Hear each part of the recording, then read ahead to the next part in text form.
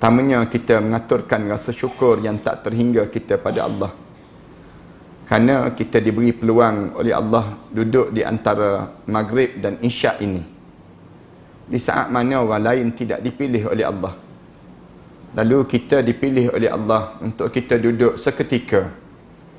Bagi membekalkan perjalanan hidup kita. Ikan dunia ini hidup dalam keadaan yang sekejap saja. Maknanya apa dia? Dunia ini bukan satu tempat untuk kita kejar.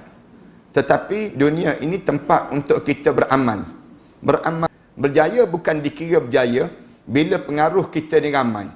Ataupun kita ni memiliki harta benda yang banyak. Semua ni tidak dianggap berjaya lagi. Bila kita dianggap berjaya yang sebetulnya kita berjaya. Dalam Al-Quran Karim disebut orang yang paling berjaya ini bila orang yang berjaya untuk menyasarkan diri dia daripada terhumban ke dalam neraka Allah dan dimasukkan ke dalam syurga Allah. Allah Subhanahu Wa Taala sebut, "Faman zuhziya 'anil nar wa udkhilal jannah." Siapa-siapa yang berjaya dimasukkan ke dalam berjaya, orang yang wal ajiz, dan orang paling bodoh di kalangan kamu tahu siapa? Orang yang digambarkan orang bodoh, bukan orang yang sepak tin tepi jalan, tidak. Bukan orang yang tidak memiliki sijil, tidak. Tapi orang yang paling bodoh dalam hidup kamu ini, orang yang kita benar-benar dianggap cerdik dan kita benar-benar dianggap berjaya dalam hidup kita. Bila satu masa tersebut, masa yang disebut dengan sakarat. Masa sakarat ini merupakan masa penentuan sama ada kita ni berjaya ke tak berjaya dalam hidup kita. Sakarat ini satu masa yang Allah jadikan pada setiap di kalangan kita. Semua di kalangan kita ni akan melalui saat sakarat. Sakarat ini merupakan masa yang paling penting dalam hidup. Untuk menentukan kita ni berjaya ke tak berjaya dalam kehidupan kita. Sakarat ini merupakan masa yang di mana pembeza di antara dunia dan juga yang disebut dengan suasana kita nak mula masuki alam akhirat Allah. Ini dipanggil masa sakarat. Ulama-ulama cerita masa sakarat ini masa yang kadang-kadang kita bercampur di antara masa kita di dunia dan juga masa kita ke akhirat Allah Subhanahu Wa Taala. Masa ni masa penting dalam hidup yang kita perlu perhati betul-betul. Bila Allah jadikan masa ini setiap di kalangan kita akan lalui. Tak ada orang tak lalui masa sakarat kecuali orang mati syahid. Dalam hadis Rasulullah sallallahu alaihi wasallam sebut, orang mati syahid dia tak rasa sakarat. Manakala nabi-nabi dia merasai saat sakarat. Manakala orang yang sesoleh mana pun dia akan melalui saat sakarat. Sakarat yang mesti dilalui dalam hidup dia. Lalu manakala orang mati syahid Allah jadikan pada dia tak terasa langsung saat sakarat yang Allah bagi peluang dan nikmat pada orang yang mati syahid ini sendiri. Tetapi bagi kita Rasulullah sallallahu alaihi wasallam sentiasa pesan. Rasulullah sallallahu alaihi wasallam dia pesan sangat, berhati-hati pada kita saat sakarat. Banyak dalam ayat Al-Quran Karim pun Allah cerita pada diri kita ni tentang mengenai dalam hidup kita ni, kamu sepanjang kamu hidup atas dunia ni, ada benda yang kamu lari dalam hidup kamu. Kita ni, orang kita ni, dia lari daripada apa dalam hidup ni? Lari daripada masa yang disebut dengan sakarat. Sakarat ni lah masa yang dilarikan dalam hidup. Ayat Al-Quran Karim, Allah Subhanahu Wa Taala sebut, "Waja'at sakratul maut bil haqq, dzalika ma kunta minhu tahid." Datang dah saat sakarat yang penuh dengan kebenaran. Inilah masa yang sering kali kamu lari-larikan diri sepanjang kamu hidup di atas dunia dahulu. Hidup atas dunia ni, benda apa yang kita lari dalam hidup kita? Sepanjang kita hidup ni, kalau orang tanya pada kita, kamu lari daripada apa dalam hidup? Semua di kalangan kita jawab, lari daripada mati. Lari daripada mati ni satu benda yang kita lari. Lari daripada mana? Saat sakarat. Allah cerita dalam Al-Quran Karim, yang kamu lari dalam hidup kamu ialah lari daripada sakarat. Sakarat ni kebanyakan di kalangan kita ni tak bersiap untuk saat yang demikian. Tuan-tuan tanya orang yang jogging pagi-pagi tu kan. Kalau kita tanya orang pagi-pagi jogging, kita tanya dia, kamu lari daripada apa? Dia akan jawab, lari daripada mati. Dia jawab demikian. Kita tanya orang yang makan ubat tiap-tiap pagi tu, makan ubat segenggam setiap pagi tu, kalau kita tanya dia, kenapa makan ubat banyak-banyak pagi-pagi ni? Biar lambat mati sikit ustaz, dia sebut demikian. Mati ni benda yang dilarikan dalam hidup. Di antara sebelum daripada kita mati, maka kita kena lalui masa sakarat dipanggil. Sakarat ini benda yang besar. Rasulullah sebut, inna sakaratun azim. Sakarat ini satu masa yang sangat menggemparkan dalam hidup kalian. Dalam hidup kita ni, masa yang paling terkejut dalam hidup. Dan dalam kitab-kitab, dia cerita banyak saat mana, bagaimana suasana di saat mana kita melalui saat sakarat ini sendiri. Malam ni saya nak cerita tentang tajuk ni lah. Tajuk yang disebut dengan bagaimana detik saat sakaratul maut yang kita akan lalui dalam setiap di kalangan kita. Tak kira kita ni ustaz ke, sama ada kita datuk ke, datin ke, sama ada kita yang berhormat ke, kita yang amat berhormat ke, semua di kalangan kita ni akan melalui saat yang disebut dengan sakarat yang menggemparkan dalam hidup kalian. Lalu alim ulama tanya, bila masa sakarat ni sebenar yang terjadi dalam hidup kita? Kita ditanya, bila sebenarnya sakarat ini? Sakarat ini bila? Yang disebut dalam Al-Quran Karim, waja'at sakratul maut bil haqq dzalika ma kunta minhu tahid. Telah datang saat sakarat yang penuh dengan kebenaran. Itulah masa yang sering kali kamu lari-larikan diri sepanjang kamu hidup di atas dunia dahulu. Lalu dijawab, alim ulama jawab, sakarat ini bermula bila? Sakarat yang bermula dalam hidup seorang. Dijawab, setengah alim ulama jawab, sakarat ini bermula dengan sakarat yang umum, di mana seseorang yang sampai umur dia, sampai saat umur dia 40 tahun, maka dia melalui saat sakarat. Siapa-siapa yang sampai umur 40 tahun, dia akan melalui saat sakarat yang Allah jadikan petunjuk-petunjuk yang menunjukkan bahawa dia akan berlakunya kematian dalam hidup dia. Petunjuk tu apa dia? Kita tanya lagi, petunjuk tu apa dia ustaz? Yang Allah nak jadikan petunjuk pada kita saat kematian ini. Lalu alim ulama jawab, di antara tanda petunjuk yang akan berlaku kematian pada kita, bila rambut kita dah mula beruban. Bila rambut kita dah mula beruban, maka di saat tersebut, kita dah mula melalui saat sakarat. Ditanya lagi, bila saat sakarat ini bermula dalam hidup seorang? Lalu alim ulama jawab, bila kita disahkan mempunyai satu penyakit yang mengekali dalam hidup kita. Penyakit ini, tanda-tanda kita nak melalui saat sakarat yang besar dalam hidup seorang. Kita mula disahkan ada penyakit kencing manis. Kita mula disahkan adanya penyakit lemah jantung, misal contohnya. Kita ada disahkan penyakit-penyakit yang berpanjangan, yang menunjukkan berlakunya sakarat kali yang pertama dalam kehidupan seseorang. Ini ulama-ulama sebut, ni sakarat yang besar. Biasanya, kalau sampai umur hatta balagha arba'ina sanah, Allah Subhanahu Wa Taala sebut, bila sampai umur kamu 40 tahun, itu menunjukkan bagaimana kamu dah diberi peluang oleh Allah untuk menikmati dunia, dan kamu akan bermula saat yang disebut dengan usia tua dalam kehidupan kalian. Umur 40 tahun maknanya kita bermula tua dalam hidup. Orang barat dia ajar umur 40 tahun beginning of life, dia sebut demikian. Permulaan untuk kehidupan. Tetapi bagi orang dalam Islam tak. Islam ajar umur 40 tahun kamu kena ingat usia kamu dah menjejaki usia tua. Tua yang pertama. Dalam hidup kita ni tua yang pertama pada usia 40 tahun. Sampai bila? Sampai usia kita 60 tahun. Ni usia tua yang pertama. Ini saat yang dipanggil sakarat. Dan dalam tempoh ini, ulama-ulama sebut, kebanyakan di kalangan kita diperangkapkan dengan perangkap 99 perangkap kematian yang Allah jadikan semenjak daripada kita berusia 1 hari sampailah kita usia 40 tahun tersebut. Dalam hadis Rasulullah sallallahu alaihi wasallam, Rasulullah sallallahu alaihi wasallam sebut, kalau mana anak Adam keluar daripada kandungan ibu dia, Allah perangkapkan pada seorang 99 perangkap kematian. 99 perangkap kematian ini akan berlaku pada diri kita. Ada orang yang terlepas perangkap yang ke-19, tapi dia tak terlepas perangkap yang ke-20. Ada orang yang boleh terlepas perangkap yang ke-45, tapi dia tak terlepas perangkap yang ke-46. Allah jadikan demikian dalam hidup kita ni. Perangkap kematian ini berlaku. Berapa kali dah kita hampir mati, jatuh daripada pokok, berapa kali dah dalam hidup kita. Berapa kali dah kita demam, hampir-hampir mati. Berapa kali dah dalam hidup kita masuk hospital, kemudian keluar hospital. Berapa kali dah kita nazak dalam hidup kita. Ini dipanggil perangkap-perangkap kematian. Dan disebut dalam hadis Rasulullah 99 perangkat-perangkat kematian ini berlaku, dan saat yang paling banyak berlaku perangkat kematian bila berusia 40 tahun sampai usia 60 tahun. Satu, ada orang yang usia 45 tahun dia meninggal dunia. Ada orang yang usia dia 52 tahun dia meninggal dunia. Tak sempat usia 60 tahun. Rasulullah sallallahu alaihi wasallam sebut masa ini merupakan masa yang kita diajar supaya mengubah diri kita menjadi ahli syurga di saat mana kita berusia 40 tahun.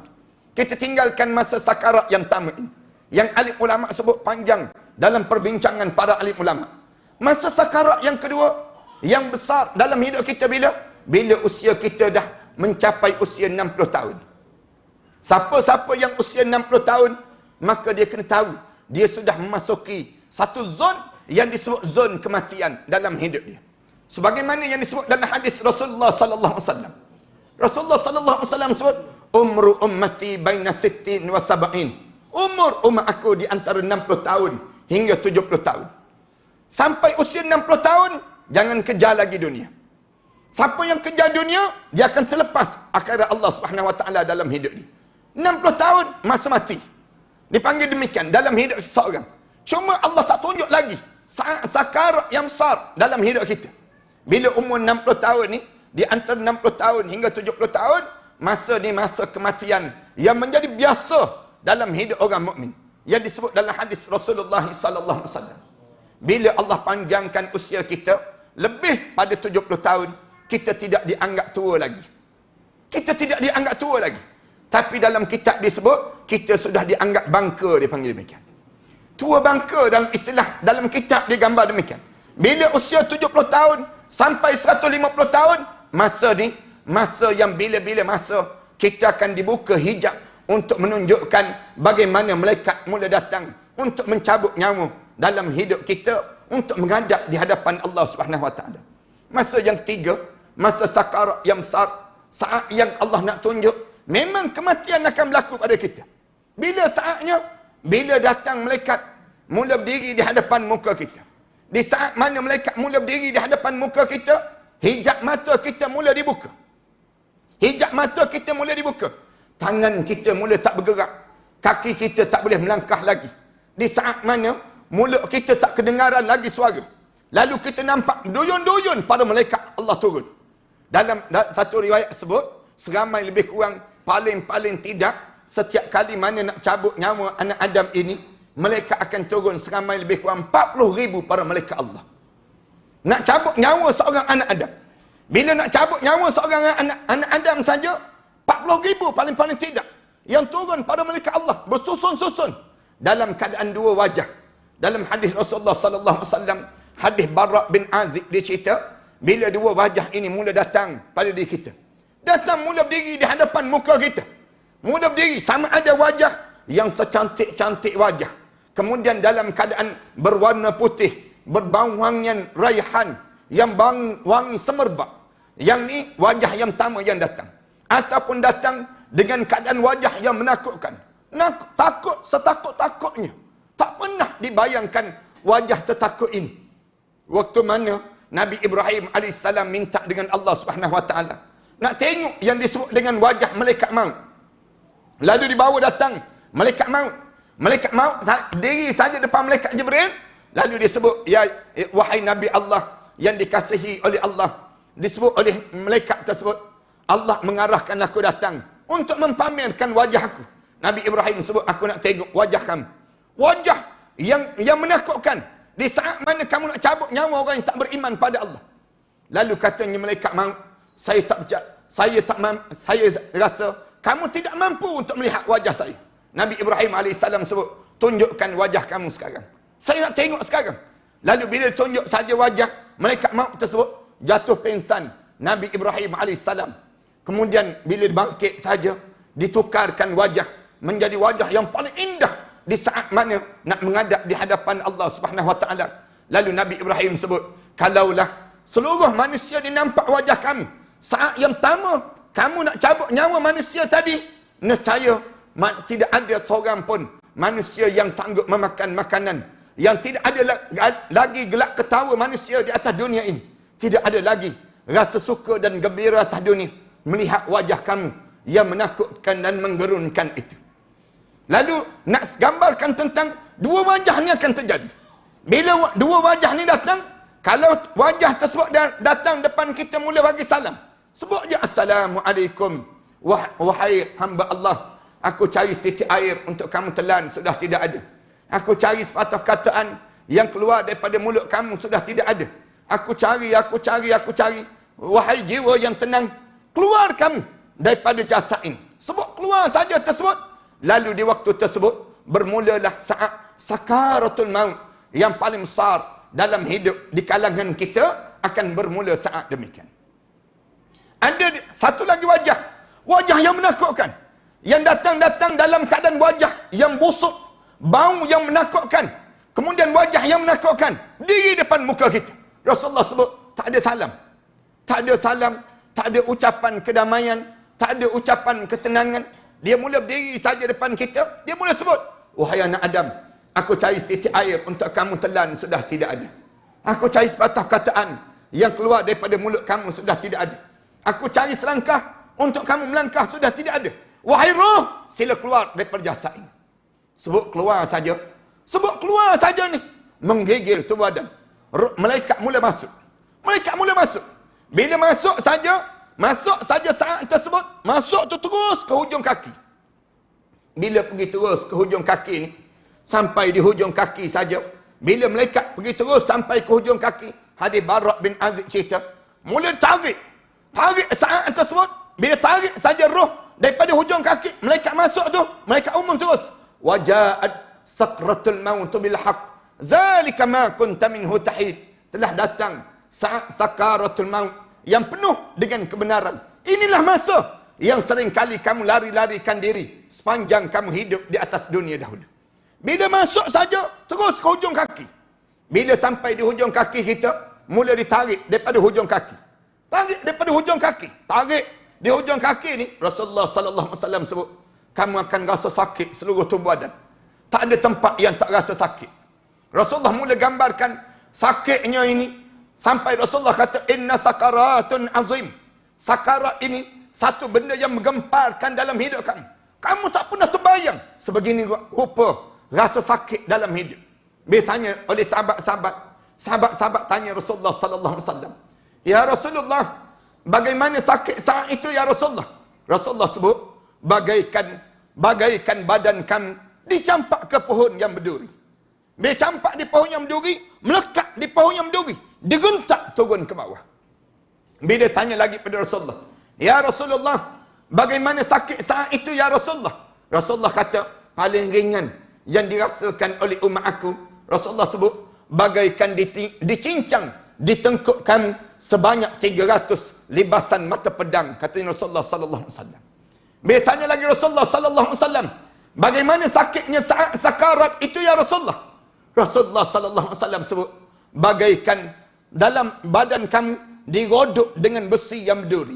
Besi yang berduri digodok sampai ke perut kamu, digentak naik ke atas. Rasulullah sebut banyak dalam hadis Rasulullah. Dalam riwayat yang lain, dia tanya lagi Rasulullah sallallahu alaihi wasallam, ya Rasulullah, bagaimana sakitnya sakarat ini ya Rasulullah? Rasulullah sallallahu alaihi wasallam sebut, tanya ibu-ibu yang melahirkan zuriat itu. Saat mana dia melahirkan zuriat, dia teran nak keluarkan zuriat. Sampai terkeluar najis-najis. Najis tu terkeluar sama. Sakit dia tu menggigil. Badan dia tu nampak peluh atas dahi dia. Rasa sakit yang amat sangat. Tu nak keluarkan zuriat. Rasulullah sallallahu alaihi wasallam sebut, itu baru satu juzuk daripada 99 juzuk kesakitan kematian. Ada lagi 98 lagi juzuk kesakitan kematian saat sakarat yang berlaku di kalangan setiap umat manusia ini sendiri. Rasulullah sallallahu alaihi wasallam sebut, digambarkan oleh Aisyah radhiyallahu anha, sakitnya saat tersebut sampai peringkat tangan ini melilang. Tangan Rasulullah, katanya Aisyah, bila aku lihat Rasulullah wafat, saat Rasulullah sakarat Rasulullah, aku tengok tangan Rasulullah tu bergerak. Bergerak. Bila bergerak tangan Rasulullah tu macam cari sesuatu. Aku ingat Rasulullah nak dapatkan sesuatu, aku ambil bekal air. Rasulullah sallallahu alaihi wasallam, Rasulullah diletak bekal air, kemudian dimasukkan tangan Rasulullah dalam bekal air tersebut. Rasulullah ambil tangan Rasulullah. Rasulullah sapu di atas dahi ni. Sambil sapu di atas dahi ni, Rasulullah sebut, Allahumma a'inni ala sakaratil maut. Ya Allah, tolong bantulah aku saat mana aku melalui saat sakaratul maut ini, ya Allah. Dibaca doa demikian. Nak sebutnya sakit sungguh dah. Rasulullah sallallahu alaihi wasallam, Aisyah radhiyallahu anha kata, bermula daripada saat itu aku tak fikir lagi ada lagi keringanan lepas pada sakarat yang dilalui oleh Rasulullah itu yang akan aku lalui. Rasulullah sallallahu alaihi wasallam gambarkan suasana yang digambarkan oleh Aisyah radhiyallahu anha saat mana sakarat Rasulullah sallallahu alaihi wasallam. Para hadirin sekalian, kalau kita baca lagi dalam hadis ini, panjang hadis yang cerita saat sakarat. Bila sakarat bermula, masa berubah terus. Masa kita berubah terus. Masa kita di antara dunia dan akhirat. Di antara dunia dan akhirat. Tuan-tuan kata, Ustaz, panjangnya masa tersebut, Ustaz. Panjang yang dirasakan bagi orang yang nak meninggal dunia. Orang yang hidup, dia rasakan macam biasa saja. Kadang-kadang kita tengok macam kejap je masa sakarat. Tak, sebenarnya Allah telah panjangkan masa dia. Sebagaimana kita tidur, mimpi. Kadang-kadang kita tidur sekejap je. Tidur dalam 5 minit je. Tapi kita rasa macam kita pusing dunia. Kita raung dunia. Bila sakarat, Allah ubah masa. Masa menjadi panjang terus. Start daripada hujung kaki kita. Bila tarik saja di hujung kaki kita ni, roh kita mula ditarik saja daripada hujung kaki, rasa mengilu tak boleh nak sebut. Syaitan pula mula datang. Syaitan mula datang. Syaitan mula pujuk daripada bawah kaki lagi. Syaitan pujuk. Jangan taubat ya, jangan taubat. Jangan taubat. Relax, relax. Kalau kamu taubat saat ini, roh kamu akan cepat keluar daripada jasad kamu. Kamu jangan taubat. Satu dalam hadis Rasulullah sallallahu alaihi wasallam sebut, Allah terima taubat hamba ini sehingga malam yugharqir, sehingga roh kamu sampai di halqum. Roh sampai di halqum, Allah tak terima dah taubat. Tapi roh di hujung kaki ni, orang kita tak taubat. Kenapa tak taubat? Keliru. Teragak-agak. Ni benda apa yang sedang berlaku ni? Benda apa yang sedang berlaku? Tarik daripada hujung kaki. Bila tarik daripada hujung kaki, naik sampai ke lutut. Ni kumpulan yang pertama. Malaikat maut, kumpulan yang pertama masuk, tarik daripada hujung kaki, naik sampai ke lutut. Bila naik sampai ke lutut, dilepaskan sekejap, masuk kumpulan yang kedua pula. Bila masuk kumpulan yang kedua, tarik daripada lutut, tarik sampai ke pusat. Bila sampai ke pusat, dia rasa terkejut. Dia rasa sejuk di pusat masing-masing. Di waktu ini, dalam keadaan mula sejuk di pusat kita ni, mula dalam keadaan roh kita ni, mula turun sedikit demi sedikit. Turun daripada pusat sejuk tu, sejuk yang amat sangat. Bila rasa sejuk ni, tiba-tiba roh kita ni turun. Sikit ke bawah. Syaitan mula sebut, kan aku dah kata, tak mati lagi katanya syaitan. Relax bro, relax katanya syaitan. Relax, bertahan. Katanya syaitan, tak mati lagi, tengok ni. Roh kamu sedang turun. Roh sedang turun. Bila sampai di pusat ni, turun ke bawah ni. Bila turun ke bawah ni, sampai bawah kemaluan kita. Na'udzubillah min zalik. Sampai bawah kemaluan ini, tiba-tiba masuk kumpulan yang 3, rentak terus naik. Zup, naik sampai ke halqum. Bila naik sampai ke halqum, dalam kitab di sebalik tabir kematian yang dikarang oleh Imam Ghazali rahimahullah, bila tarik sampai daripada bawah ni, dia terangkat sama urat perut ni. Urat perut ni naik sama. Testis orang lelaki tu, orang lelaki ni terloncat naik ke atas. Disebutnya bila tarik saja, naik sampai ke halqum terus. Bila sampai ke halqum, baru perasan mati. Baru perasan Allah mati disebut. Allah mati tu, bila sampai ke halqum je, mulut tu sebut terus, qala inni tubtul an. Ya Allah, mulai sekarang saya taubatlah ya Allah. Orang Seksyen 9 ni, saya nak pesan betul-betul. Kalian jangan sebut kalimah ini. Bila roh kalian sampai di halqum, jangan mula sebut, qala inni tubtul an. Sekarang saya taubatlah ya Allah. Jangan. Kalau tuan-tuan sebut kalimah ini, menunjukkan tuan-tuan tak bersedia untuk menghadap saat yang dinamakan dengan saat sakarat yang berlaku dalam hidup kita. Allah sebut terus, bila sampai di halqum, malaikat jawab terus, walaisatit taubatu lilladzina ya'maluna sayyi'at hatta idza hadara ahadahumul maut qala inni tubtul an. Tidak dianggap taubat. Orang yang roh dia bila ditarik dan direntak sampai di halqam, tiba-tiba mulut dia sebut, ya Allah, sekarang saya taubatlah ya Allah. Allah kata tak dianggap taubat. Allah sebut melalui malaikat, bukan taubat dah masa ni. Masa ni baru kamu nak taubat. Tiba-tiba turun terus malaikat. Malaikat turun. Malaikat sebut, kalla, jangan begitu hidup ni. Hidup ni jangan begitu. Iza balagatit taraqi. Ketika mana digentak, roh kamu sampai di halqum. Wa qila man raq. Lalu malaikat tanya terus, siapa yang boleh pulangkan balik roh kamu, siapa? Yang kamu rasa tadi, kamu rasa kamu ni doktor kan? Kamu rasa kamu makan ubat kan? Kamu rasa kamu ni hebat kan? Nyawa kamu tidak akan jumpa dengan Allah. Sekarang, cuba kamu lari sekarang, turun balik. Turun balik sekarang. Roh kamu turun balik. Qul innal mauta alladhi tafirruna minhu fa innahu mulaqikum. Masa yang kamu lari, sepanjang kamu hidup di atas dunia, ni sekarang kamu jumpa dengan saat yang disebut dengan mulaqikum, di mana Allah pertemukan kamu dengan saat kematian. Lalu malaikat tanya terus. Kemudian turun, roh kamu sekarang turun. Turun sekarang. Malaikat cabar supaya kita turun. Turun kamu. Kalla iza balagatit taraqi wa qila man raq wa dhanna annahu al-firaq. Bau perasan, mati dah aku ya Allah. Mati aku ni, wal taffatis saq bis-saq.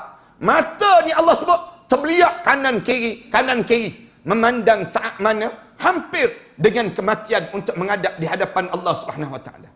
Allah mula cerita demikian. Bila sampai di sini, saya nak pesan pada tuan-tuan. Sampai di halqam, tuan-tuan jangan terlepas daripada sebut la ilaha illallah Muhammadur Rasulullah. Tuan-tuan ingat betul-betul yang saya pesan. Sebagaimana yang disebut oleh Nabi Muhammad sallallahu alaihi wasallam. Rasulullah sallallahu alaihi wasallam sebut, "Man qala la ilaha illallah fi akhir umurihi dakhala al-jannah." Siapa yang boleh sebut la ilaha illallah di akhir perjalanan hidup dia, dijamin tempat dia dalam syurga Allah Subhanahu wa taala. Tuan-tuan jangan tertinggal sebut yang. Tapi dalam satu riwayat kata, bila sampai di halqam ni, nak sebut la ilaha illallah tu tak boleh. Ramai orang kita ni daripada 10,000 umat Rasulullah sallallahu alaihi wasallam yang meninggal dunia, hanya seorang boleh mengucap 2 kalimah syahadah. 9,999 lagi tak boleh mengucap. Dalam satu riwayat yang lain sebut, daripada 1,000 umat Rasulullah yang meninggal dunia, hanya seorang boleh mengucap. 9,999 lagi, 999 lagi tak boleh mengucap. Doa pada Allah biar kita salah seorang di antara tersebut. Mudah-mudahan yang hadir malam ni di kalangan ahli syurga Allah insya-Allah. Kita berdoa demikian dalam hidup kita. Biar kita tahu satu saat di mana bila sampai di halqam kita ni saja nak sebut tak boleh. Kenapa tak boleh? Kenapa tak boleh? Kerana mengucap ini bukan mengucap dengan hafalan, tetapi mengucap ini dengan amalan. Nak sebut la ilaha illallah ni dengan amalan. Amalan yang boleh menggerakkan lidah kita menyebut la ilaha illallah.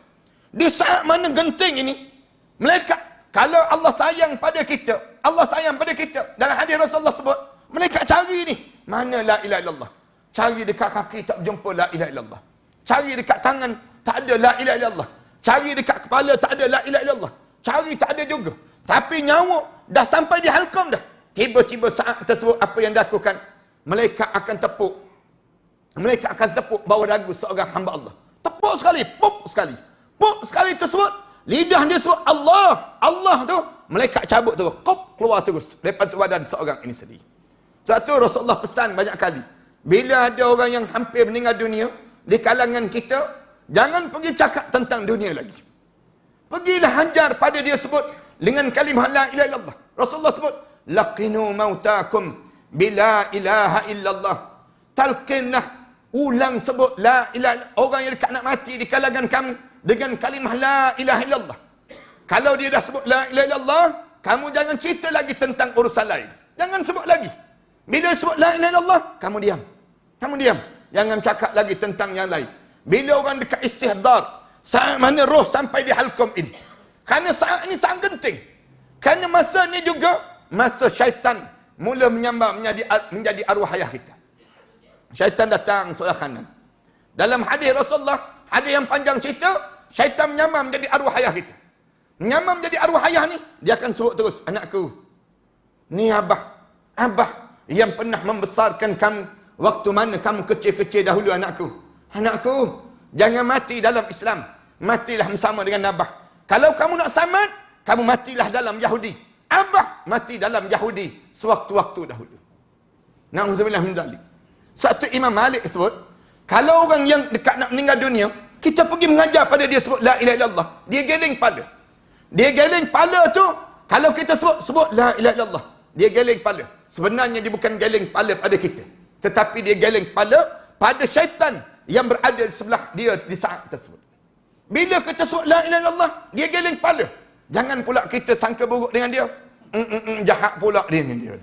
Nak mati pun geleng kepala lagi tersebut. Jangan. Bila dia dah dia geleng kepala, menandakan dia sedang geleng kepala pada syaitan yang berada sebelah dia saat sakarat yang sedang berlaku saat genting itu sendiri. Ini masuk penentuan sama ada boleh berjaya masuk syurga ke tak masuk syurga. Masa ni sampai di halqum. Roh kita sampai di halqum menentukan kita ni ahli syurga ataupun tidak. Bila sampai di sini syaitan tak berjaya memujuk kita, dia menyamar menjadi arwah ibu pula. Dia menyamar menjadi arwah ibu. Dia akan sebut apa dia? Anakku, jangan mati dalam Islam. Jangan mati dalam Islam. Dia goyangkan buah dada dia. Rasulullah cerita ni, sambil digoyangkan buah dada dia, dia sebut, anakku, dada inilah yang pernah menyusukan kamu waktu mana kamu kecil-kecil dahulu. Ini ummi kamu, ini ibu kamu, ini mak kamu, ini mama kamu. Waktu mana kamu kecil dahulu, kamu menyusu dengan dada ini. Anakku, jangan mati dalam Islam. Matilah bersama dengan ummi. Mati dalam Kristian, kamu akan selamat. Dia akan sebut demikian. Dah masuk ya? Silakan.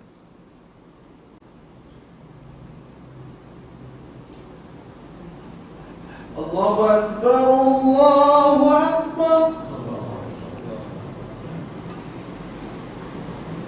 Allahu Akbar,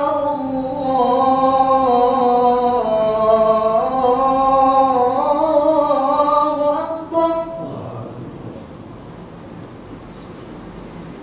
Asyhadu an la ilaha illallah.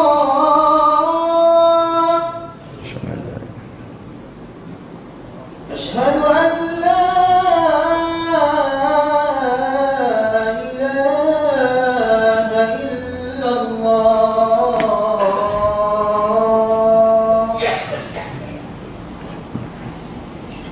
أشهد أن محمدا رسول الله.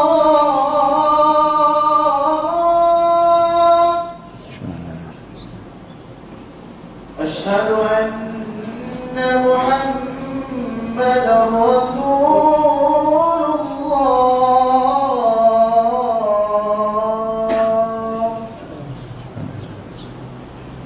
حي على الصلاة.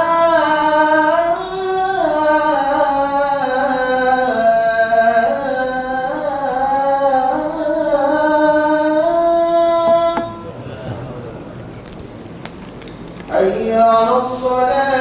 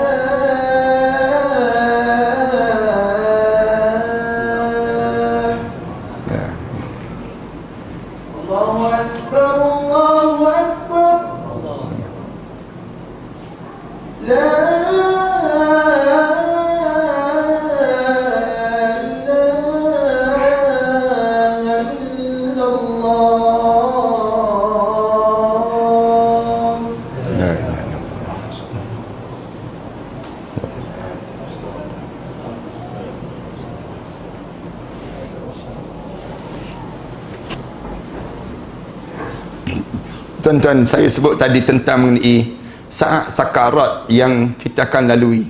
Sebenarnya dalam hadis-hadis Rasulullah cerita banyak cerita tentang saat sakarat ini. yang saya rasakan perlu sangat untuk kita di kalangan kita belajar. Belajar supaya kita boleh selamat. Kerana masa ni masa yang paling penting dalam hidup kita, menjadikan penentuan pada diri kita ni sama ada kita ni ahli syurga ataupun ahli neraka. Beruntungnya kita kalau saat mana kita menghadap depan Allah, mulut kita ni tak terhenti sebut la ilaha illallah Muhammadur Rasulullah. Beruntungnya kita saat mana kita meninggal dunia ni dipanggil mati dalam keadaan husnul khatimah. Inilah kejayaan yang paling utama dalam hidup seorang. Berjayanya kita diukur bukan diukur dengan harta benda kita. Berjaya kita diukur saat mati kita. Bila kita mati dalam keadaan husnul khatimah, maka berjayalah kita. Kerana nak jadi husnul khatimah ni payah. Payah pada seorang. Tak mudah di kalangan kita. Ramai di kalangan kita gagal. Gagal kerana apa dia? Amalan yang tidak membantu pada dia untuk menjadikan husnul khatimah. Bila amalan kita mengganggu kita? Bila roh kita sampai di halqum, tak boleh nak mengucap. Orang tak boleh mengucap ni bukan kerana disebabkan yang dinamakan dengan kerana saat itu sakit dia tu saja, tidak. Dia jadi keliru. Saat mana sampai di halqum ni, dia sakit, badan dia sakit yang amat sangat. Kemudian dia saat mana dia nak fikir, dia nak tinggal dunia, nak tinggalkan dunia. Sedangkan masa yang sama dia nak melalui saat dipanggil barzah. Malam pertama di barzah. Masa keliru. Jadi 3 masa ni terbentuk pada satu saat di mana roh sampai di halqum. Bila roh sampai di halqum, kemudian syaitan pula ganggu. Syaitan pula, dia bukan ganggu biasa-biasa. Dia mengganggukan keyakinan kita pada Allah. Di antara benda yang diganggu keyakinan kita, tak boleh mengucap. Kita tak boleh mengucap. Syaitan ini disebut, jangan mati dalam Islam. Mati bersama dengan aku. Aku ni arwah ayah kamu. Aku ni abah kamu. Kamu yang kamu sayangkan dengan aku. Matilah dalam Yahudi. Bila kita tak mati dalam Yahudi, dia menyamar menjadi arwah ibu kita pula. Goyangkan buah dada ni. Matilah bersama dengan Umi. Umi mati dahulu dalam Kristian. Kalau kamu nak selamat, kamu mati dah dalam Kristian. Tuan-tuan, syaitan section 9 ni tuan-tuan. Syaitan section 9 dia tak sebut mati dalam Yahudi. Orang section 9 mana kenal Yahudi? Syaitan section 9 ni dia tak sebut mati dalam Kristian. Orang section 9 mana kenal Kristian? Tapi tuan-tuan percaya, dekat nak mati nanti, kita dekat nak meninggal dunia nanti, dia akan sebut apa dia? Anakku, matilah kamu dalam Islam liberal, dia sebut demikian. Anakku, matilah kalian dalam Islam nasionalis. Matilah anakku dalam Islam sekularis. Matilah anakku dalam Islam Syiah. Kita pun dengar Islam juga ni, mati je lah kita sebut demikian. Ramai mana orang kita mati dalam keadaan dan dia mati dalam keadaan dia tidak beriman pada Allah sepenuhnya, pada Islam itu sendiri. Sebab tu Allah suruh kita ulang dengar. Setiap hari Jumaat sentiasa diulang sebut, wala tamutunna illa wa antum muslimun. Jangan kamu mati kecuali saat mana kamu mati, kamu benar-benar seorang muslim. Muslim di sudut apa dia? Muslim di sudut akidah. Keyakinan kita dengan Islam. Jangan longgar. Dalam hidup kita ni, orang kita ni, lagi lama dengan Islam, lagi dia longgar dengan Islam. Lagi lama dia hidup, lagi dia rasa yakin dengan harta benda. Dia lagi yakin dengan kuasa. Dia lagi yakin dengan nyawa dia. Dia tak yakin dengan Allah. Yang ni bahaya dalam hidup. Kita longgar keyakinan dalam Islam. Jangan longgar keyakinan dengan Islam. Lagi kita berusia, lagi kita yakin yang kita ni mesti dimasukkan ke dalam syurga dan dijauhkan daripada neraka. Dalam hidup kita ni lagi berusia kita, lagi warak kita.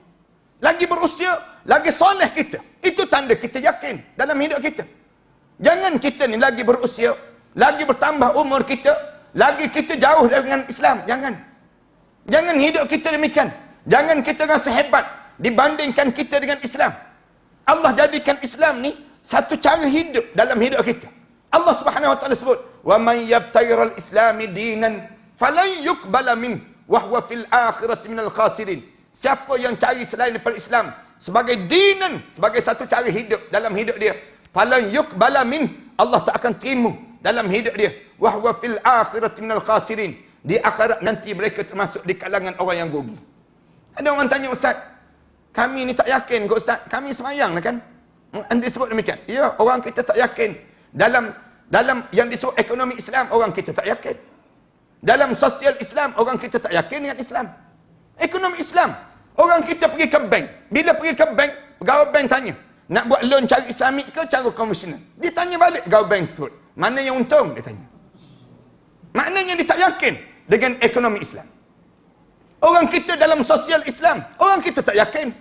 Sosial Islam, politik Islam, pendidikan Islam, kita tak yakin dalam hidup kita. Bila kita letak Islam satu sudut, kemudian kehidupan kita satu sudut yang lain, yang tak terlibat dengan agama, itu menunjukkan kita hilang keyakinan dengan Islam. Tuan-tuan, jangan jadi demikian. Hidup ini, semakin lama kita hidup, semakin yakin dengan Islam. Sampai tak goncang. Dan jangan kita sampai lupa kepada yang kedua, yang boleh menggoncangkan kita saat ini, ialah ibadah kita pada Allah. Ibadah kita apa dia? Dalam hidup kita jadi rosak. Dalam hidup kita tinggal solat. Lagi berusia, lagi payah nak solat. Lagi berusia, lagi kita buat alasan, penat, letih, lalu kita tak solat. Jangan demikian dalam hidup. Kerana yang ni menggoncang keyakinan, menggoncang saat mana kita nak menghadap depan Allah. Saat mana roh kita dihadapkan di hadapan Allah. Ni gangguan dalam bab ibadah. Yang ketiga, rosaknya akhlak. Ramai di kalangan kita ni rosak akhlak. Rosak akhlak apa dia? Rosak akhlak dia, hubungan dia dengan mak ayah dia rosak. Dia boleh jaga hubungan dia dengan pasangan hidup. Tapi dengan mak ayah dia menyakitkan hati mak ayah dia. Belajar daripada peristiwa yang berlaku pada sahabat-sahabat Rasulullah. Belajar pada di kalangan orang-orang yang derhaka pada mak ayah macam mana. Yang berlaku di kalangan mereka sebut. Dekat nak menghadap depan Allah, tak boleh nak mengucap. Kenapa tak boleh mengucap? Sikap dan peribadi yang buruk sesama kita ini sendiri. Sampai Rasulullah sebut, la yadkhulul jannah man qati'ur rahim. Tak masuk syurga siapa yang mati dalam keadaan dia memutuskan silaturahim di kalangan mereka tersebut. Rasulullah gambarkan demikian. Nak sebut hanya apa dia? Tanda kamu tak boleh mengucap. Ni bila sampai roh, sampai di halqum, tak boleh nak sebut. Nak sebut tak boleh. Nak buat macam mana? Sampai peringkat disunatkan orang yang hidup ni sugikan gigi dia. Sugikan gigi dia. Bila roh sampai di halqum, bila tak boleh mengucap lagi, ambil minyak atar, sapu di atas dahi dia supaya dia bau, wangi saat itu. Kemudian tak boleh juga ambil minyak zaitun, sapu di bawah tengkuk dia, di gerham dia ni sendiri. Nak suruh dia mengucap, nak benarkan dia mengucap, hadapkan muka dia ke kiblat, mulakan baca. Tak boleh juga baca ayat-ayat suci Al-Quran Karim. Antaranya yang diajar oleh Rasulullah suruh kita baca surah Yasin. Rasulullah sallallahu alaihi wasallam suruh kita baca apa dia? Yang disebut dengan surah Ar-Ra'd, surah Al-Mulk, surah Al-Waqi'ah, surah Ar-Rahman dan surah Al-Munafiqun, yang diajar supaya kita baca saat mana roh sampai di halqum ini. Kerana masa ni paling penting dalam hidup seorang. Bila sampai di halqum, dua je keadaan. Bila boleh sebut la ilaha illallah Muhammadar Rasulullah, tanda dia di kalangan orang-orang yang sesama daripada saat mana dia berada, di saat mana dia masuk dalam kubur nanti. Tapi bila sampai di halqum tak boleh mengucap juga. Saat mana dah sampai masa dia, masa tu baru dia perasan, aku mati dia sebut. Aku mati tu, baru malaikat maut tahu. Oh, dia ni kena mati rupa-rupanya. Saat mana tarik tadi malaikat maut tak tahu lagi. Mati ke tak mati. Sampai tuan badan ni perasan dia mati, barulah malaikat maut tahu, baru ni mati. Bila tarik saja, kok tarik di halqum ni, kok tu bunyi satu benda yang patah, kak sekali. Kak sekali sebab roh ni naik.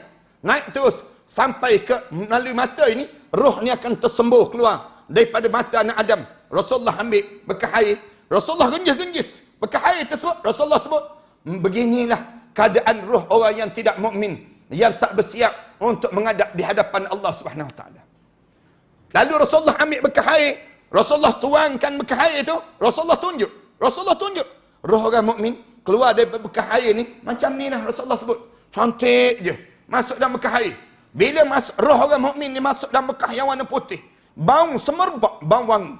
Rasulullah sallallahu alaihi wasallam sebut, malaikat-malaikat akan tanpa menampung. Roh ni akan dihulur di antara satu sama lain sambil disapu dengan minyak wangian kasturi yang datang daripada raihan syurga Allah Subhanahu Wa Taala.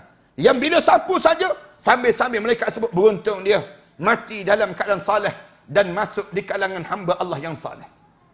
Manakala orang yang tidak mukmin, Bila keluar daripada mata dia saja, masuk dalam bekas yang warna hitam. Bau busuk, sebusuk-busuknya, kata Rasulullah. Semua makhluk Allah bau, kecuali dua makhluk saja yang tak bau, yang disebut dengan jin dan juga manusia. Jin dan juga manusia yang tak bau. Bila masuk dalam bekas yang warna hitam tu, malaikat ni sambil tepuk roh tersebut. Celakalah, bangsalah, hidup dalam keadaan jahat, mampus pun dalam keadaan jahat. Malaikat palu ni masuk dalam bekas ni, kemudian dicantum saja, mula roh kita ni mula diangkat naik ke langit. Naik saja, roh orang mukmin dia naik dalam mukmin yang jaga amalan dia. Antara amalan yang dijaga ialah surah Al-Kahfi yang dibaca pada setiap malam Jumaat. Surah Al-Kahfi, jemaah-jemaah sekalian yang baca malam Jumaat, dia akan menjadi bekas yang indah. Saat mana roh kita masuk dalam tersebut, dicantum, dia naik saja, seluruh makhluk ni nampak bekas yang cantik, yang indah itu naik menghadap di hadapan Allah.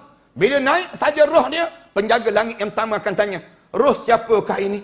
Lalu dijawab, roh fulan bin fulan, fulanah binti fulan. Lalu penjaga langit yang pertama sebut, beruntung dia hidup dalam keadaan saleh dan mati dalam keadaan saleh. Dibukakan pintu langit kedua, ketiga, keempat sampai yang ketujuh. Bila sampai ketujuh, Allah Subhanahu Wa Taala sebut, tentukan dia dalam syurga Illiyin. Sebut demikian. Mudah-mudahan kita semua insya-Allah. Bila sebut tentu syurga Illiyin, turun terus roh. Roh ni turun berdiri di hujung kepala masing-masing. Kalaulah saat mana menghadap depan Allah, yang kedua ni keluar tu tersembuh, bau busuk sebusuk-busuk ni. Masuk dalam bekas tu, bau busuk ni cantum, naik je langit yang pertama. Penjaga langit yang pertama tanya, roh siapakah ini? Lalu dijawab, roh fulan bin fulan, fulanah binti fulan. Penjaga langit yang pertama akan sebut apa dia? Celaka dan bangsalah dia. Hidup dalam keadaan jahat, mampus pun dalam keadaan jahat. Celaka tu sebut sampai terawang-awang. Ada yang lepas, ada yang tak lepas, terawang-awang sampai peringkat Allah sebut, tentukan dia dalam neraka sijin. Bila sebut neraka sijin, turun terus roh ni diri di hujung kepala masing-masing. Saat itulah bermulanya pengembaraan yang disebut dengan kematian bagi setiap anak Adam. Kita mula mati. Mula kita mati. Tadi dipanggil sakarat. Mati bila roh keluar daripada mata seorang, maka dia anggap mati. Dia anggap matilah. Waktu mana dia mati ni saja anak Adam tersebut, di saat tersebut kita mula berdiri di hujung kepala masing-masing. Kita nampak siapa yang datang nak mandikan jenazah kita. Kita boleh bilang orang yang datang untuk ziarah jenazah kita. Kita rasa saat mana orang buka muka kita. Kita rasa saat mana orang usung nak mandikan jenazah kita. Kita rasa saat butang baju kita mula dibuka untuk dimandikan jenazah kita. Kita sebut pada pemandi jenazah tu, perlahan-perlahan, sakit mati tadi belum habis lagi kita sebut. Perlahan-perlahan, sehingga kan disunatkan orang yang mandi jenazah ni jangan jiruh terus begitu. Jenazah ni jangan. Jangan jiruh macam jiruh bunga tersebut, jangan. Jangan jiruh macam nak basuh kereta, jangan. Ambil tangan kita, kemudian jirus di atas telapak tangan, genjis-genjis, kemudian turunkan air tu, biar dia kena air tu dalam keadaan lembut, air tu yang kena. Nak sebutnya, setiap kali mana titisan air yang kena pada badan seorang, dia rasa sakit ngilu yang amat sangat pada tubuh badan dia. Bagaikan badan melecur seluruh tubuh badan. Tak ada tempat yang tak rasa sakit. Semua rasa sakit di saat itu. Bila mandi saja jenazah kita ni, kita boleh nampak. Orang ustaz jenazah kita, kita boleh rasa. Kita boleh rasa saat mana orang keringkan badan kita, orang usung jenazah kita, kita boleh nampak. Saat mana orang mula usung jenazah kita, nak solat jenazah kita, kita boleh bilang berapa orang yang datang untuk nak solat jenazah kita. Kita boleh nampak anak-anak kita buat apa dia. Isteri kita, pasangan hidup kita, lakukan apa dia. Kita nampak semua saat demikian. Lalu kita akan sibuk tanya, kamu nak bawa ke mana ni jenazah ni? Bagi orang mukmin, dia akan sebut terus, cepat-cepat, aku tak sabar untuk berada dalam syurga Allah. Manakala yang tidak mukmin akan sibuk tanya, nak ke mana ni? Nak ke mana ni? Orang usung jenazah kita sampai ke kubur. Bila sampai ke kubur, kita letak je jenazah kita tu, kita nampak dah hujung kaki kita berdiri dua orang malaikat munkar dan nakir, warna hitam kebiru-biruan. Baju macam jubah ni, warna hitam, dalam keadaan hitam kebiru-biruan, duduk hujung kaki kita. Bila angkat saja, bila diangkat saja jenazah kita untuk diturunkan ke liang lahat, angkat saja nak turun tu, kena terus lah ad-darat disebut. Pum sekali rasa dah. Kali yang pertama, kita akan rasa, dia panggil rasanya himpitan kubur. Himpitan kubur. Semua di kalangan kita kena. Rasulullah sebut, kalau ada di kalangan umat aku yang boleh terlepas daripada himpitan kubur, nescaya bayi-bayi akan terlepas daripada himpitan kubur. Bayi pun tak terlepas. Dalam hadis yang lain, Rasulullah sebut, kalau ada di kalangan umat aku yang boleh terlepas daripada himpitan kubur, nescaya Sa'ad bin Mu'az lah orang yang pertama yang boleh terlepas daripada himpitan kubur. Sa'ad bin Mu'az pun tak terlepas. Sa'ad bin Mu'az ni, waktu mana dia gugur syahid, bergegar arasy Allah, menangis para malaikat Allah. Waktu mana Sa'ad bin Mu'az radhiyallahu anhu, waktu mana dia diusung jenazah dia untuk ke kuburan, diiringi seramai 70,000 para malaikat Allah. Waktu mana Sa'ad bin Mu'az diturunkan jenazah dia ke liang lahat, Rasulullah sebut, aku diperlihatkan oleh Allah, sekali Sa'ad bin Mu'az kena himpitan kubur, pum sekali. Pum tu menjadi halus selai rambut, kata Rasulullah sallallahu alaihi wasallam. Kemudian lapang kembali Sa'ad bin Mu'az. Ni Sa'ad bin Mu'az ni sekali kena himpitan kubur. Bila kena tu, kemudian lepas mana tu renggang kembali, menjadi kembali Sa'ad bin Mu'az. Bila tanya pada Rasulullah, sebab apa Sa'ad bin Mu'az kena? Sebab dia tak bersih air kencing dia. Tak bersih air kencing dia. Ini sebab demikian. Bila tanya pada keluarga Sa'ad bin Mu'az, kenapa Sa'ad bin Mu'az kena? Lalu dijawab, Sa'ad bin Mu'az tak bersih air kencing dia. Lalu tanya, macam mana tak bersih air kencing Sa'ad bin Mu'az ini? Keluarga Sa'ad bin Mu'az jawab, memandangkan kami diberitahu, Rasulullah sebut tak bersih air kencing dia ni, dia pernah balik daripada permusafiran dia sekali, dia kencing sambil berdiri. Bila dia kencing sambil berdiri sekali, kerana itulah mungkin dia menyebabkan dia kena himpitan kubur itu. Sekali kencing sambil berdiri. Kita ni berapa kali dah kencing sambil berdiri? Tu kencing sambil berdiri, yang kena kencing. Nak sebutnya pada diri kita ni. Gambaran dalam hidup kita yang tak habis-habis. Gambaran dalam hidup kita ni, bagaimana himpitan kubur. Rasulullah sebut, kalau ada di kalangan umat aku yang boleh terlepas daripada himpitan kubur, nescaya Fatimah binti Asad. Fatimah binti Asad pun tak terlepas. Yang terlepas himpitan kubur ni ialah Nabi-Nabi dan juga Rasul. Yang lain tu kena semua himpitan kubur. Termasuk siapa saja di kalangan kita yang nak sebutnya, bila turun saja, hadap je muka ke kiblat, letak je muka kita, hadap muka kita ke kiblat, bau tanah depan muka kita.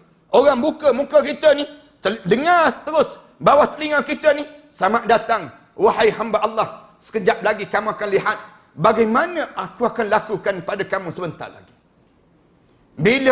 Bila tutup saja liang lahat, tutup je liang lahat, kedengaran tanah-tanah yang turun.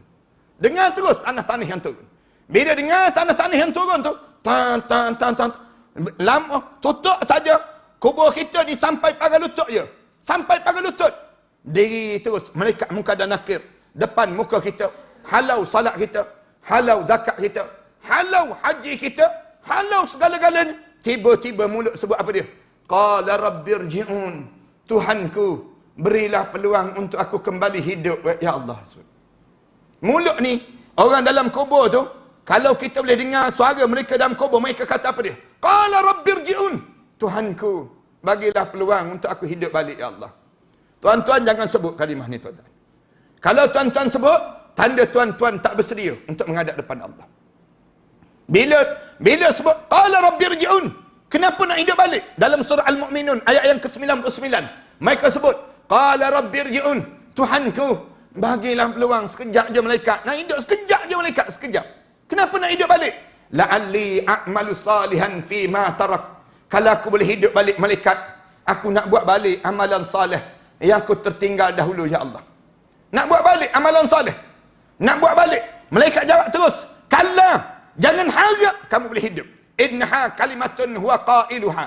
Mulut je sembang kencang, katanya malaikat. Cakap besar je nak hidup.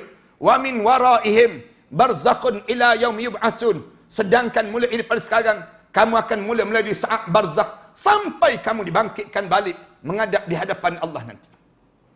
Mereka nak hidup untuk apa?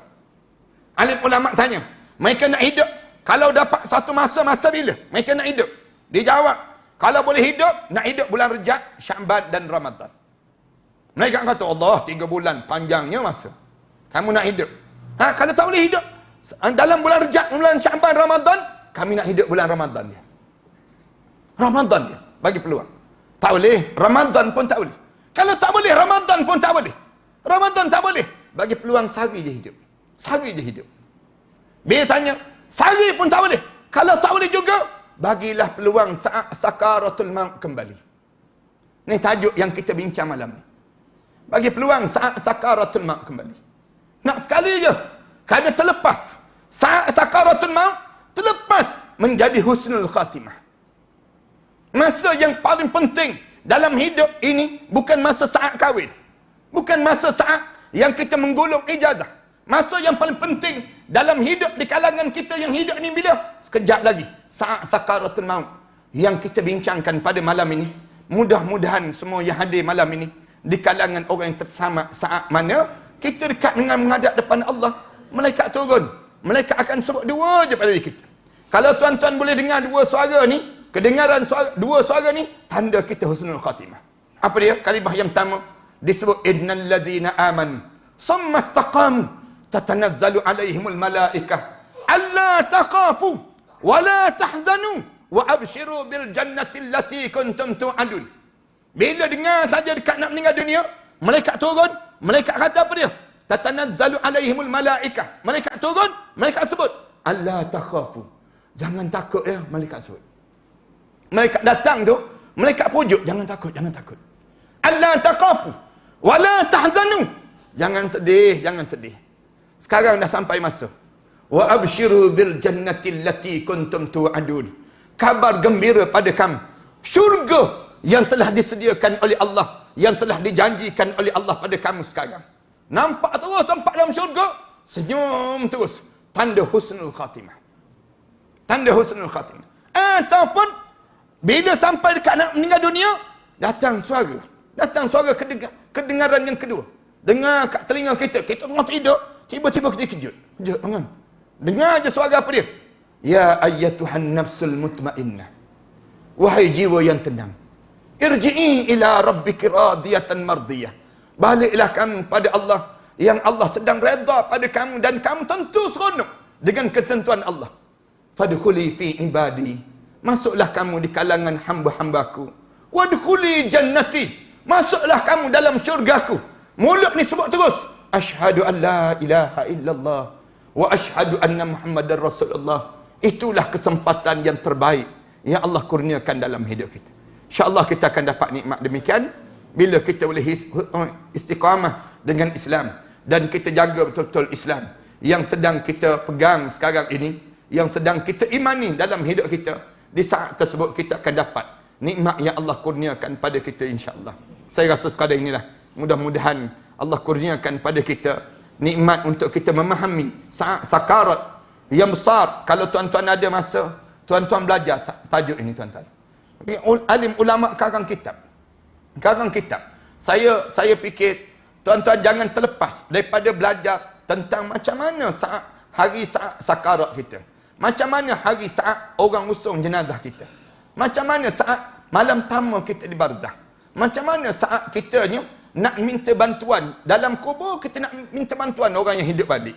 Macam mana cara sebut? Kalau kita tak belajar, memang kita tak boleh nak dapat benda demikian. Kena duduk dalam majlis ilmu. Datang tuan-tuan, duduk dalam majlis ilmu. Di Selangor, di tempat kita ni Shah Alam terutamanya, banyak sangat majlis-majlis ilmu yang ada. Tuan-tuan jangan terlepas daripada peluang itu. Duduk belajar dan kita cari, kita susun. Para asatizah ini susun macam-macam tempat dan cara untuk kita nak belajar dan menambahkan ilmu ini sendiri. Ana sendiri pakat dengan sahabat-sahabat buat medan ilmu di U12 tiap-tiap hari Ahad. Kalau tuan-tuan tak ada masa yang lain, datang je di U12 pukul 9 pagi sampai pukul 11 pagi. Bawa anak-anak, bawa keluarga untuk kita belajar di medan ilmu. Di tempat-tempat lain dah ada dah medan ilmu. Di Shah Alam ni tak ada lagi. Di Kelantan dah lama dah orang dekat medan ilmu. Di Terengganu ada medan ilmu. Di Kedah ada medan ilmu. Di beberapa tempat yang orang soleh ada medan ilmu. Di Shah Alam ni ada medan selera je dia panggil. Medan selera, medan ilmu tak ada lagi. Jadi kita buat medan ilmu. Setiap hari Ahad tu kalau Farhan sekian ada masa, datang dah insya-Allah. Ana akan sirikan balik. Siri Mau'izati insya-Allah. Bermula baru seminggu baru kita mulakan demikian. Di U12 tersebut, di tepi highway tersebut insya-Allah. Hari Ahad, tuan-tuan kalau tuan-tuan ada kesempatan demikianlah. Atau yang keduanya, kat luar nanti tuan-tuan ada satu kitab yang ana karang ni. Kitab ni kalau tuan-tuan dapat, tuan-tuan hafal satu doa yang diajar oleh Rasulullah sallallahu alaihi wasallam. Rasulullah sallallahu alaihi wasallam sebut kepada Abu Hurairah radhiyallahu anhu. Kitab ni sebenarnya ana buat seminar sebelum daripada pilihan raya sebelum baru ni, ana buat seminar di Dewan Raja Muda tu, Raja Muda Musa ni, seksyen 7 tersebut. Yang daftarnya seramai lebih kurang 1,500 orang. Yang datang tu 2,500 orang datang. Datang seluruh ramai. Kalau tuan-tuan terlepas tu wallahu alam lah. Macam mana boleh terlepas di kalangan kita ni. Kitab ni di antara kitab yang penting bagi ana lah. Ana susun balik. Dalam kitab ni ada 3 bab dia. Cerita tentang mengenai umur kita ni, kita nak buat apa dia? Amalan setiap hari. Supaya bila kita mati masuk syurga Allah. Yang kedua, bila kita ziarah orang sakit nak suruh orang sakit tu masuk syurga Allah. Kita dalam hidup kita ni, antara usaha yang kita kena buat, meramaikan orang masuk syurga Allah SWT. Ini cara demikian. Sebab cuba kita perhati, orang bukan Islam dekat dengan orang sakit, dia akan pergi ziarah orang sakit tersebut. Untuk apa dia? Matikan dia dalam keadaan su'ul khatimah. Kita pula kena usaha matikan orang ni dalam keadaan husnul khatimah. Macam mana orang tu menghadap depan Allah dan husnul khatimah? Ada beberapa amalan-amalan yang diajar oleh Rasulullah. Dan yang ketiga dalam kitab ni cerita tentang ini, kalau kita sendiri dekat nak menghadap depan Allah, nak buat macam mana? Kalau tuan-tuan sampai, nampak dah masa kita ni memang betul dah sampai. Lalu Rasulullah ajar satu doa. Doa yang diajar pada Abu Hurairah radhiyallahu anhu. Katanya Rasulullah, Abu Hurairah, nak tak kalau kamu disahkan ada penyakit, kemudian kamu tahu dengan penyakit ni membawa kematian pada kamu, kamu baca doa ni. Kemudian kamu baca doa ni, kamu baring, kamu tidur. Kemudian lepas pada itu, kamu meninggal dunia, wahai Abu Hurairah. Tempat kamu dalam syurga Allah, Allah haramkan jasad kamu dalam neraka Allah. Lalu Abu Hurairah sebut pada Rasulullah, ya Rasulullah, apa dia doa itu ya Rasulullah? Rasulullah ajar pada Abu Hurairah. Abu Hurairah ajar sahabat-sahabat. Sampai pada guru saya, waktu mana saya belajar kat Universiti Al-Azhar Mesir dahulu, dia kata, aku nak baca doa ni. Kemudian kamu ikut doa ini. Kemudian kami ikut je doa yang dibaca tersebut. Kemudian hujung tu dia sebut, aku ijazahkan doa ini pada kalian semua. Kami pun jawab, kami terimalah doa ini. Malam ni saya nak baca juga doa yang diajar oleh guru saya ni. Tuan-tuan ikut je bacaan yang saya baca ni. Kemudian lepas pada sebut, saya akan sebut, saya ijazahkan doa ini pada semua jemaah yang hadir pada malam ini.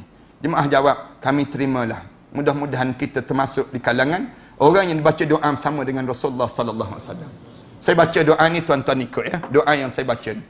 Kemudian hujung nanti saya akan sebut, saya ijazahkan doa ini. Tuan-tuan jawab, kami terimalah doa ini insya-Allah. La ilaha illallah. Yuhyi wa yumit. Wa huwa hayyun. La yamut. Wa subhanallah. Rabbil ibad. Wal bilad.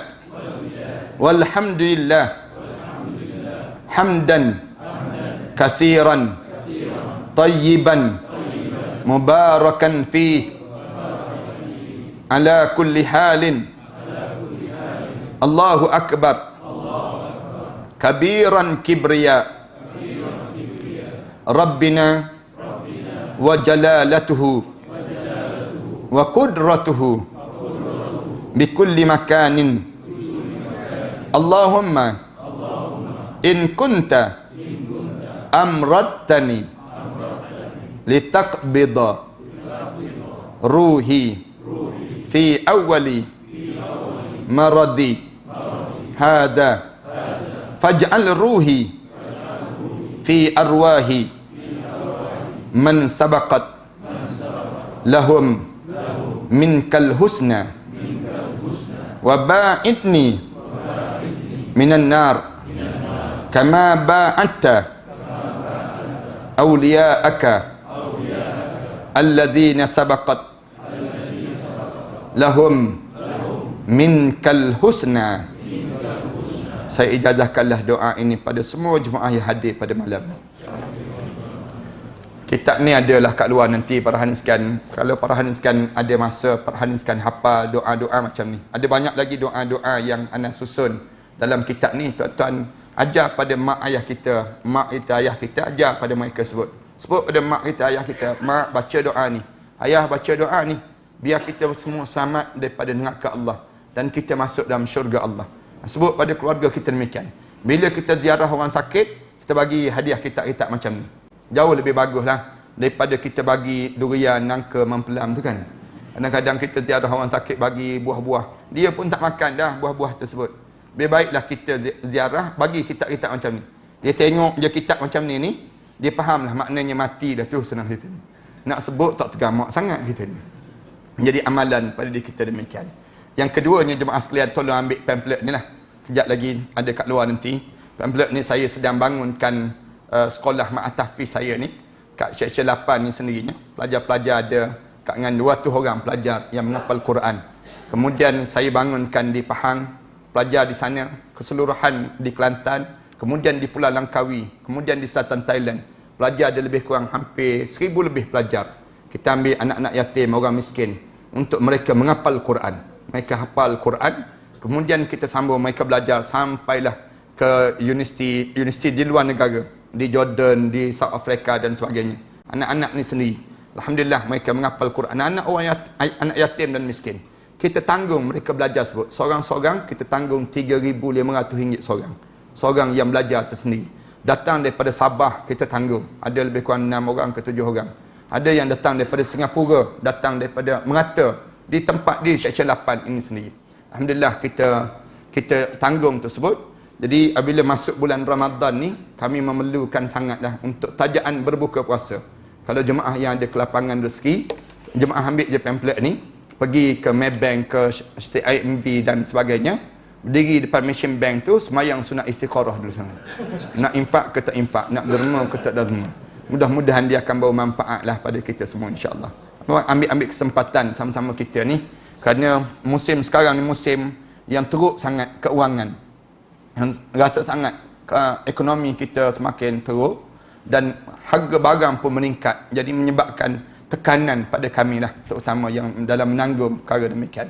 Pakat-pakat tangguhlah, mudah-mudahan Allah jadikan kebaikan pada kita semua. Bismillahirrahmanirrahim. Alhamdulillahirabbil alamin. Wassalatu wassalamu ala asyrafil anbiya wal mursalin wa ala alihi wa sahbihi ajma'in. Allahumma ighfir dzunubana wa liwalidina warhamhuma kama rabbayana shaghira wa lijami'il muslimina wal muslimat wal mu'minina wal mu'minat al ahya'i minhum wal amwat. Ya Allah, ya Tuhan kami, malam ini kami berkumpul di penghujung bulan Sya'ban ini, ya Allah, untuk memasuki bulan Ramadan Al-Mubarak ini, ya Allah. Di saat mana dosa-dosa kami masih lagi menimbun, ya Allah. Kami tadahkan tangan kami pada malam yang baik ini, ya Allah, mengharapkan agar diampunkan dosa besar kami dan dosa kecil kami, ya Allah. Dosa yang sengaja dan dosa yang tidak sengaja kami lakukan, ya Allah. Ya Allah, malam yang baik ini kami berkumpul di dalam rumah kamu ini, ya Allah, mengharapkan agar kami disembuhkan penyakit yang menderitai penyakit ini dalam hidup kami, ya Allah. Kamu jadikanlah penyakit-penyakit itu, ya Allah, kesembuhan dengan sebab doa-doa sesama kami ini, ya Allah. Kami pohon pada kamu, ya Allah, agar kamu tunjukkan jalan petunjuk hidup ini, ya Allah, agar kami ditunjukkan jalan hidayah dalam hidup ini, ya Allah. Ya Allah, ya Tuhan kami pohon pada kamu, ya Allah, apa yang pernah dipohon oleh Nabi kami Muhammad sallallahu alaihi wasallam. Jauhkanlah kami, ya Allah, daripada apa yang diminta dijauhi oleh Nabi kami Muhammad sallallahu alaihi wasallam. Ya Allah, ya Tuhan kami, izinkan bibir kami menyebut la ilaha illallah Muhammadur Rasulullah di akhir perjalanan hidup kami nanti, ya Allah. Tak terkala mana terbujur kaku jenazah kami nanti, ya Allah, kamu ampunkanlah dosa kami, ya Allah. Saat mana dimandikan jenazah kami nanti, ya Allah, kamu gugurkanlah dosa kami dengan guguran air merenjis badan kami itu, ya Allah.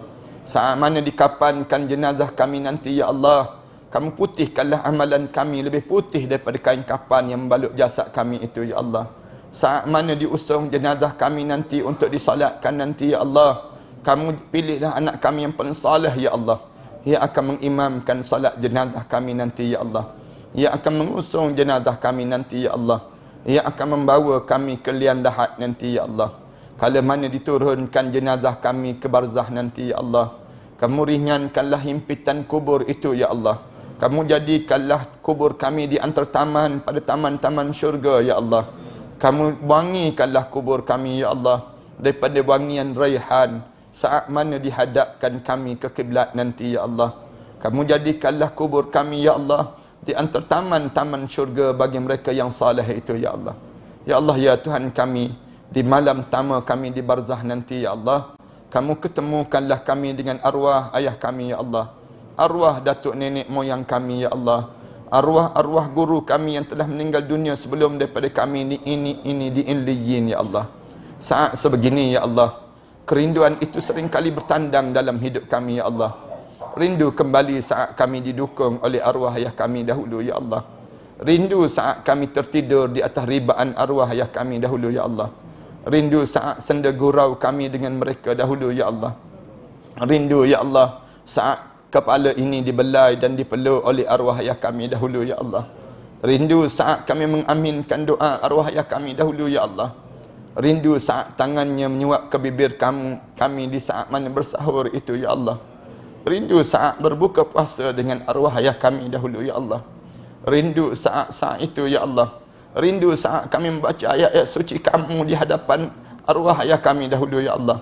Rindu ya Allah, kamulah yang mengetahui betapa rindunya saat-saat kami bersama dengan mereka itu dahulu ya Allah.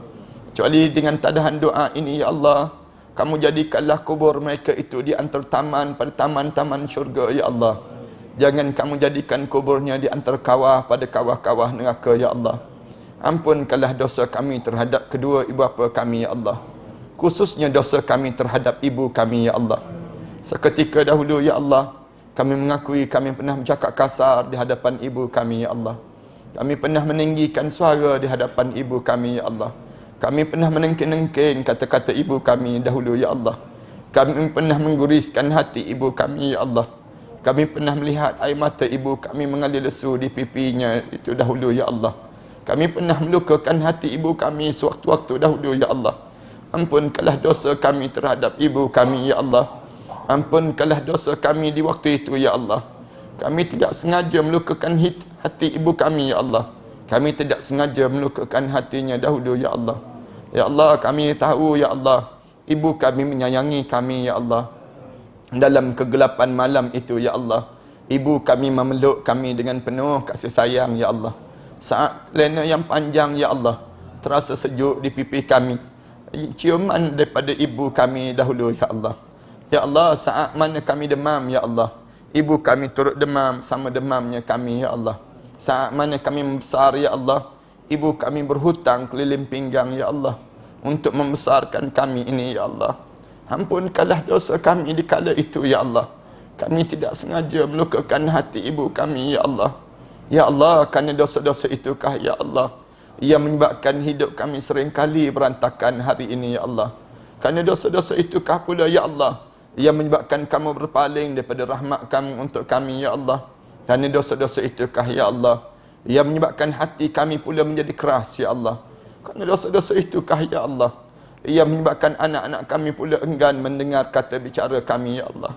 Kerana dosa-dosa itukah ya Allah yang menyebabkan doa-doa kami tidak dimustajabkan di sisi kamu ya Allah.